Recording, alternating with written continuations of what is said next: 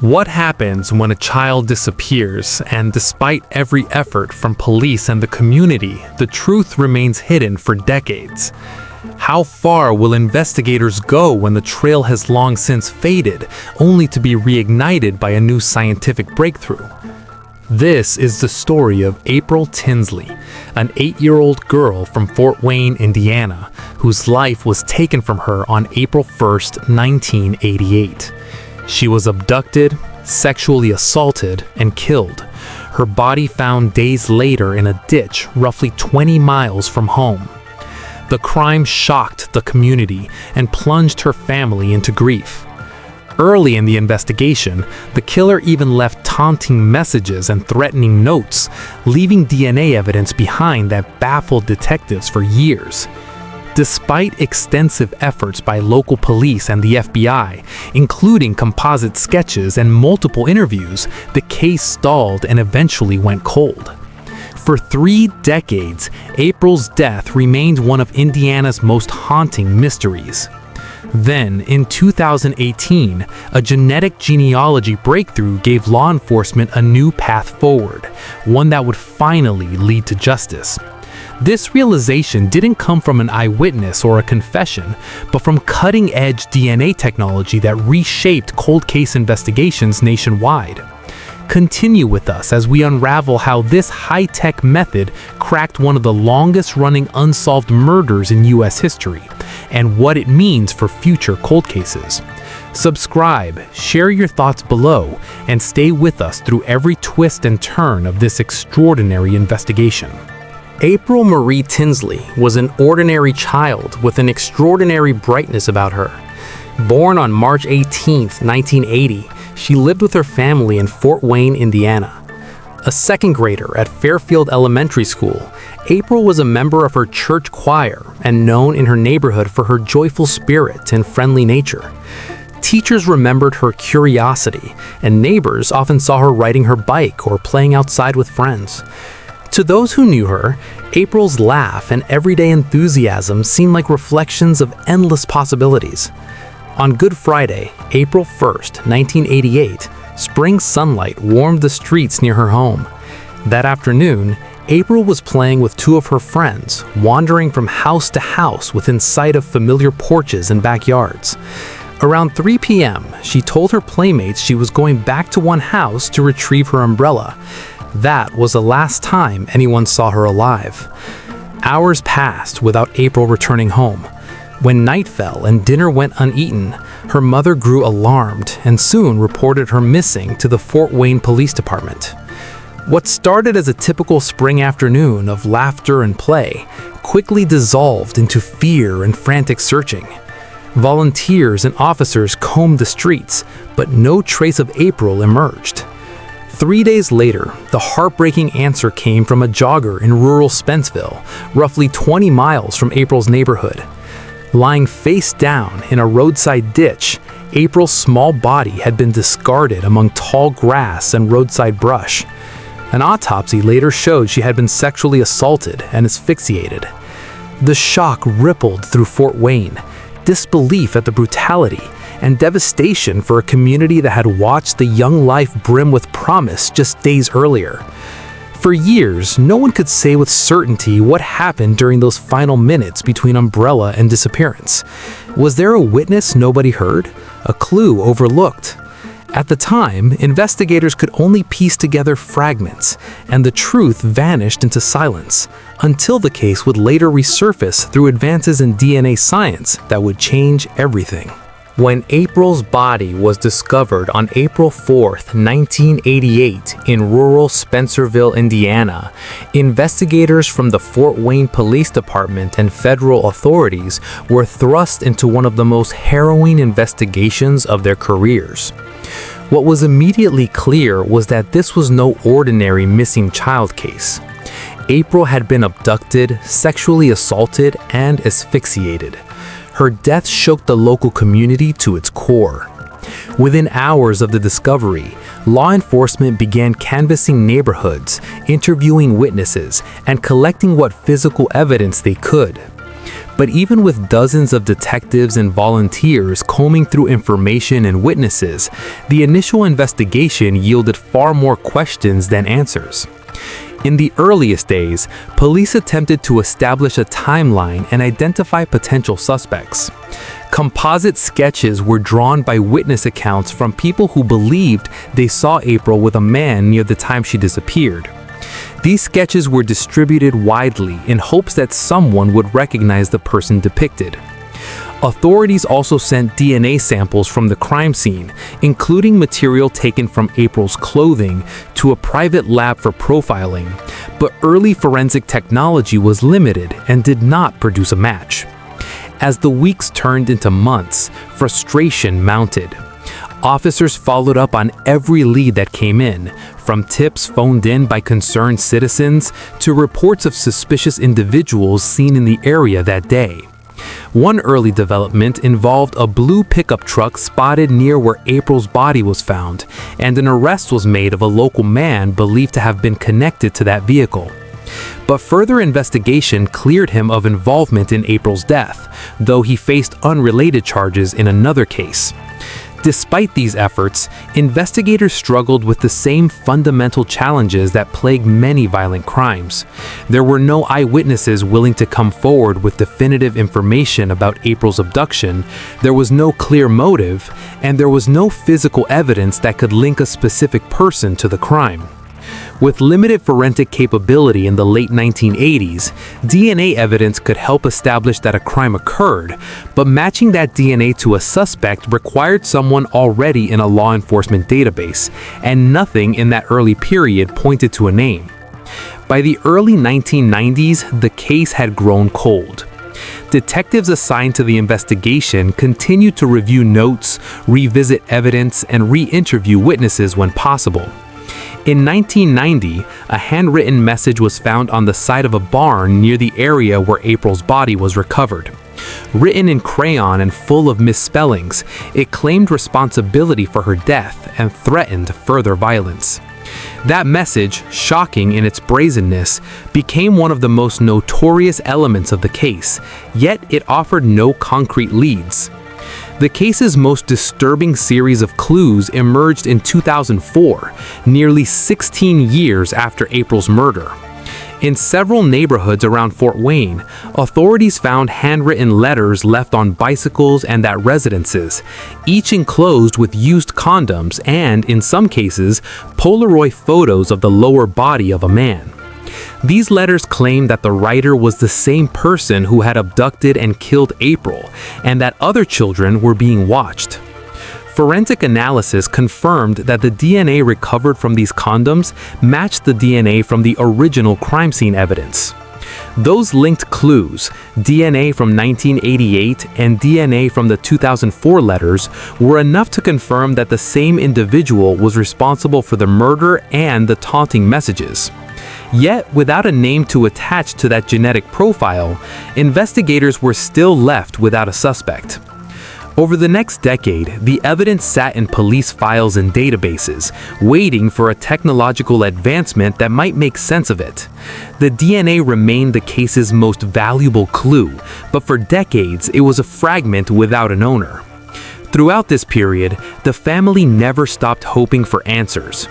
Law enforcement periodically released updates and new composite sketches, including in 2015 and 2016, when advances in forensic technique produced updated images of what the unknown suspect might look like, including age-progressed sketches based on DNA phenotyping. These tools offered fresh perspectives, but still no break that led to an arrest. It wasn't until a revolutionary new tool, genetic genealogy, entered the investigative toolbox that the case would take its next dramatic leap forward. But in these early decades, the investigation bore all the hallmarks of a true cold case.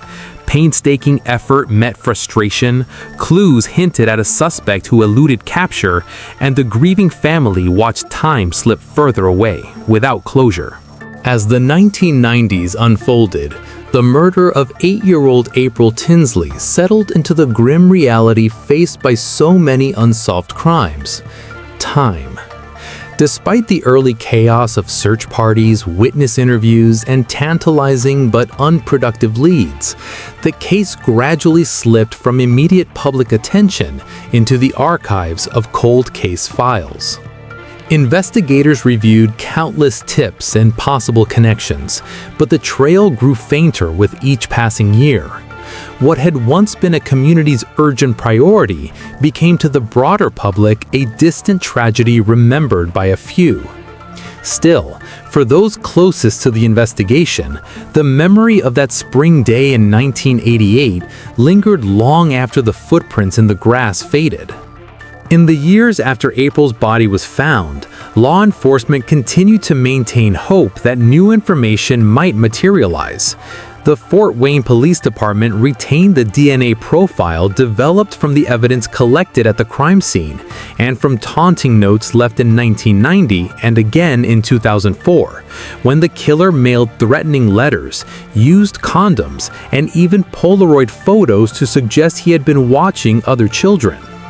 DNA from those later notes unmistakably matched the original crime scene profile, confirming that the same unidentified person had authored both. Yet despite these eerie connections, police had nothing they could use to tie that profile to a name or a face. For April's family, the passage of time was devastating. Her mother, Janet Tinsley, never stopped speaking publicly about her daughter's disappearance and death, marking anniversaries with calls for renewed attention, participating in media interviews, and appealing for information that might unlock the case. The emotional toll was relentless. Every year without an arrest was another year of unanswered questions and grief that refused to recede. Community memorials, vigils, and local news coverage periodically kept April's story in the public eye, but none brought investigators closer to a suspect. During this extended dry spell, law enforcement did manage to refine its understanding of the likely perpetrator. In 2009, the FBI's Behavioral Analysis Unit developed a profile suggesting the killer was a long-term child sex offender, a white male in his 40s or 50s around the time of the murder, likely living or working within northeastern Fort Wayne or Allen County. While the profile offered investigators a more detailed picture, it still did not point to a specific individual. The community, too, engaged in its own speculation about the identity of the killer. Some believe the murderer had lived in Fort Wayne all along and walked among neighbors undetected. Others theorized the crime might have been committed by someone passing through the area, leaving little trace behind and then disappearing. Rumors swirled, some more plausible than others, but none generated the critical breakthrough law enforcement desperately needed. To keep the case alive, police released updated composite sketches over the years, including age-progressed images based on the suspect's likely changes in appearance over time. In 2015, investigators unveiled new forensic imagery of the suspect. The public responded, but still no definitive identification came forth. Press attention and media features on true crime programs periodically refreshed interest, but for nearly 30 decades, April's killing remained unresolved, one of Indiana's most haunting cold cases. Yet each of these moments, the taunting notes, the FBI profile, the updated sketches, laid the groundwork for what was to come. The core pieces of evidence were preserved, waiting for the day when a technological leap might finally unlock the identity hidden within the DNA that had long teased investigators. For April's family, for law enforcement, and for the community that refused to forget her, hope endured even as the case itself lay dormant, a mystery suspended in time until science caught up with the truth. For decades, the investigation into April Tinsley's murder yielded no arrest, despite painstaking efforts by detectives who meticulously preserved evidence and followed every viable lead. The case had long been classified as cold, its files thick with hours of interviews, forensic reports, and composite sketches, yet no suspect had ever been identified. That changed in 2018, not through a sudden confession or a new witness, but through a breakthrough in forensic genealogy. a technique that would redefine how cold cases are solved. This emerging method extends traditional DNA testing by combining genetic profiles with public genealogical databases. Investigators took the DNA recovered from April's clothing and the taunting notes and entered it into a public database where individuals often submit their genetic information to trace family trees. Within days, the profile returned matches to distant relatives, giving detectives a direction they had never before possessed. It was a moment that shifted the investigation from decades of waiting to targeted action.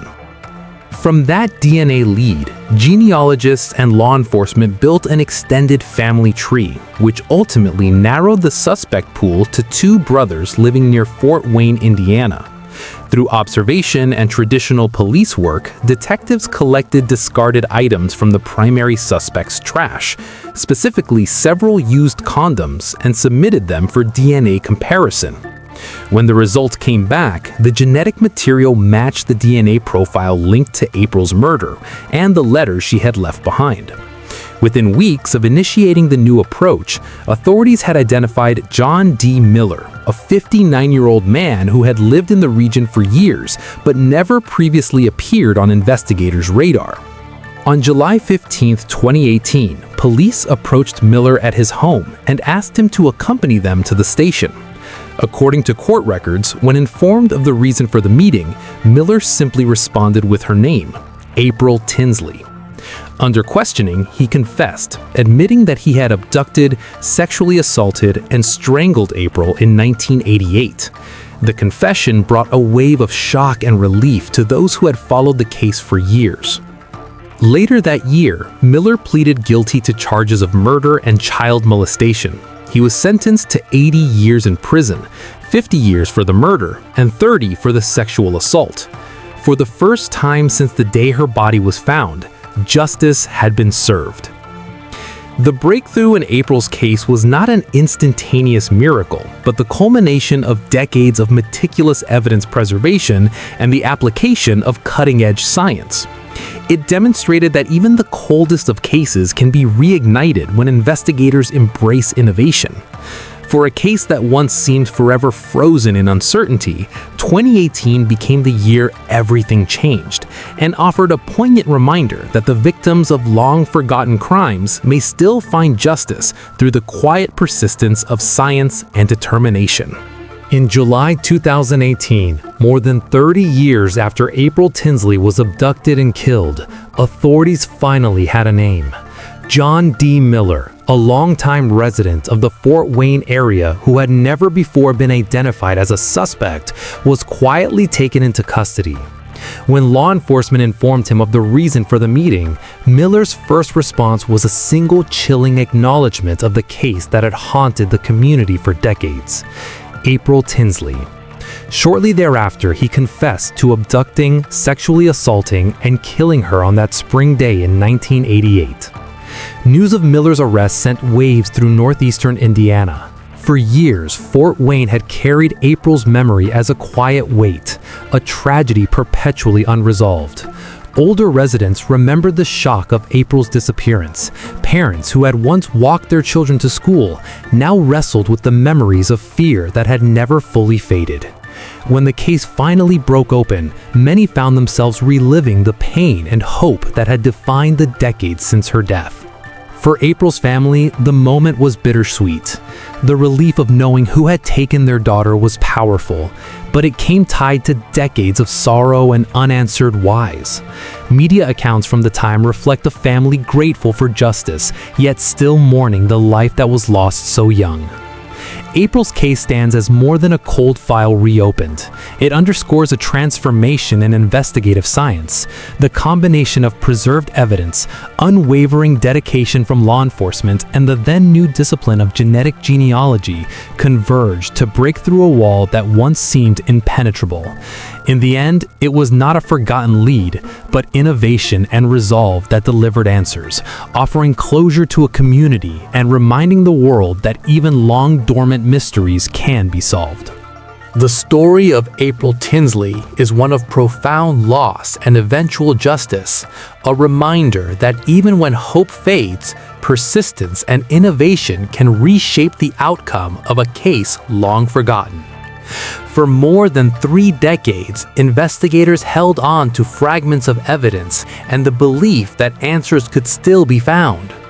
With the advent of genetic genealogy, a method once unheard of in law enforcement, police were finally able to trace DNA evidence back to John D. Miller, bringing closure to a family that had endured years of unanswered questions and pain. This case demonstrates the transformative power of modern forensic science. It shows that carefully preserved evidence, combined with evolving technology, can finally speak when witnesses cannot, and when memories have faded. April's family, a community, and countless others who follow true crime now know that relentless dedication can ultimately illuminate the darkest corners of a cold case. What do you think about the use of cutting-edge forensic tools to resolve long-standing mysteries? Are there other unresolved crimes that might be solved as science progresses? Share your thoughts in the comments below, and if you're drawn to stories of perseverance, justice, and scientific breakthroughs, subscribe for more in-depth true crime documentaries.